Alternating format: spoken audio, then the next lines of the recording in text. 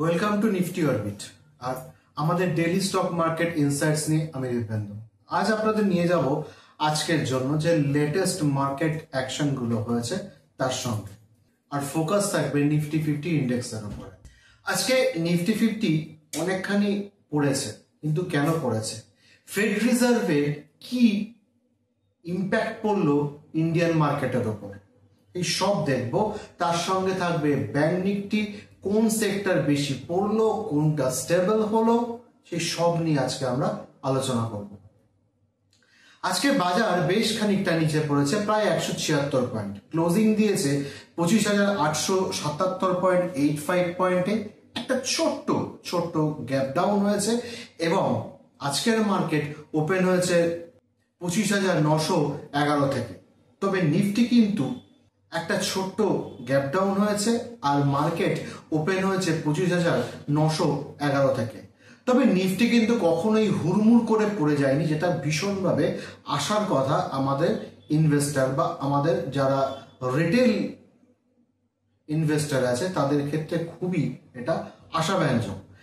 Nifty কিন্তু একেবারেই হুড়মুড় করে পড়ে যায়নি, বারে বারে সাপোর্ট নিয়েছে, আবার খানিকটা উপরে গেছে, আবার নিচে এসছে, আবার উপরে গেছে, আবার খানিকটা নিচে এসছে। এই করতে করতে প্রায় 176 পয়েন্ট নিচে বন্ধ হয়েছে। কিন্তু আজকে পড়লো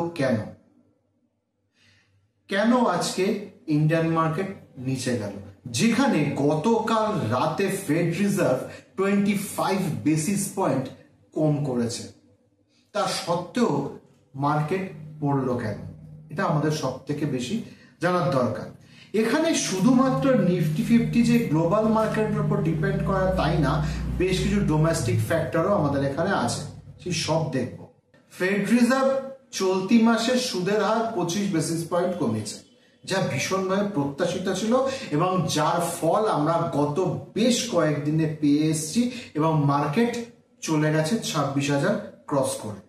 কিন্তু ফেড চেয়ারম্যান জেরোম পাওয়েলের মন্তব্য ছিল হকিশ, অর্থাৎ ডিসেম্বর মাসে আরো রেট কাট সম্পন্ন হবে এই নিশ্চয়তা তিনি কোনোভাবেই দেননি, যার ফলে বাজারে ভীষণভাবে অনিশ্চয়তা তৈরি হয়েছে। পাওয়েলের মন্তব্য পরে বাজারে আশা ছিল ডিসেম্বরে আরো খানিকটা রেট কাট কমবে, কিন্তু সেই আশাটা ভীষণভাবে হ্রাস পেয়েছে মার্কেটের লোকেদের। তাই মার্কেট ট্রেজারি বা ইউএস ট্রেজারির রিটার্ন বেড়েছে এবং মার্কিন ডলারের শক্তি বৃদ্ধি পেয়েছে, যেটা কোনো রকমই ইন্ডিয়ান মার্কেটের হিসেবে ভালো না। এছাড়া আমেরিকায় এখন শাটডাউন চলছে, ফলে সেখানে সমস্ত রকম অর্থনৈতিক কাজকর্ম বন্ধ আছে।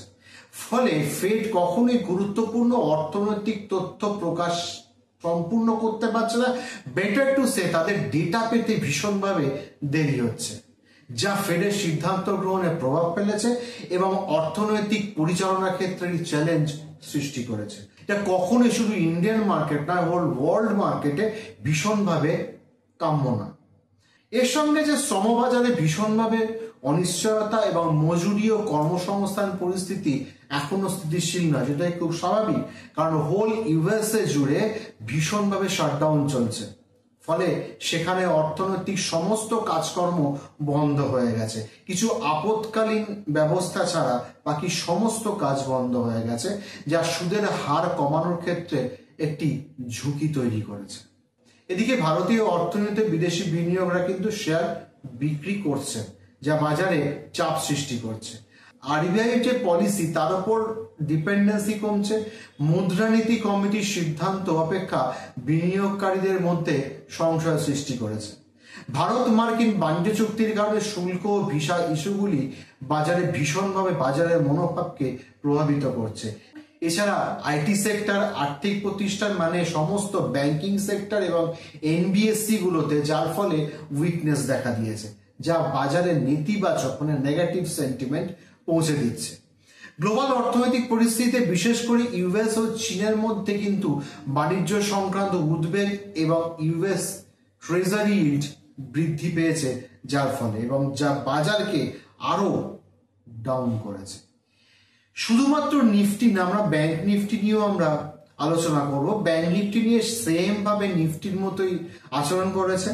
58,031-এ বন্ধ হয়েছে, প্রায় 350 পয়েন্ট ডাউন।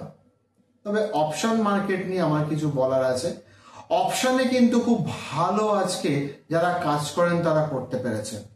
বিশেষ করে নিফটিতে বারে বারে মার্কেট উপরে গেছে আবার নিচে এসছে এবং প্রপার হাই লো মেনটেন করে, রেজিস্ট্যান্স সাপোর্ট মেনটেন করে সে কিন্তু কাজ করেছে। ফার্স্টে ডাউন হয়েছে 25,090 এর রেঞ্জে, সেখান থেকে আপ হয়েছে 25,960, মানে প্রায় 50-এর লেভেল। আবার নিচে এসছে, আবার 25,960 লেভেলে উঠেছে, মানে 950টাকে একটা ভালো রেজিস্ট্যান্স পয়েন্ট ধরে সে এগিয়েছে। তারপর আবার বারবার নিচে এসছে, ওপরে এসছে, এই করতে করতে শেষ পর্যন্ত 25,877.85 পয়েন্টে ক্লোজ করেছে। ফলে যারা অপশন মার্কেটে ট্রেডিং করেন, বিশেষত বাইং পজিশন করেন, তাদের কিন্তু আজকে ভালো মার্কেট যাওয়া উচিত। এরপর আমি এসেছি কোন কোন স্টক আর সেক্টর কি কি পারফর্ম করলো। আজকে ন্যাশনাল স্টক এক্সচেঞ্জ খুব অল্পই সেক্টর ভালো রিটার্ন দিয়েছে, সেটা হচ্ছে তেল এবং গ্যাস সেক্টর ভালো পারফর্ম করেছে।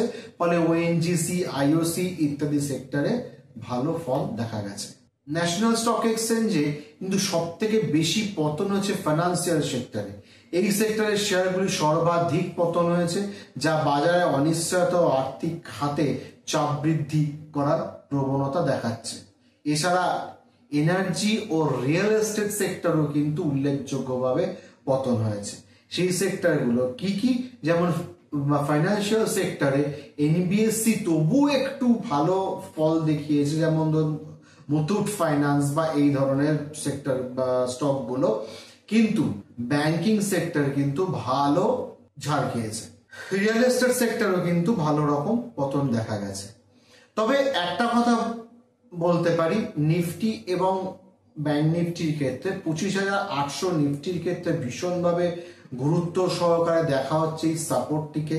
800 থেকে 750-র মধ্যে যে সাপোর্ট জোনটা আছে, যদি 750 থেকে 800 জোন ভেঙে নিচে পড়ে যায়, তাহলে কিন্তু আমরা পরবর্তীকালে আরো ডাউন স্টর্ম দেখতে পারি, মানে আরো ডাউনফল দেখতে পারি।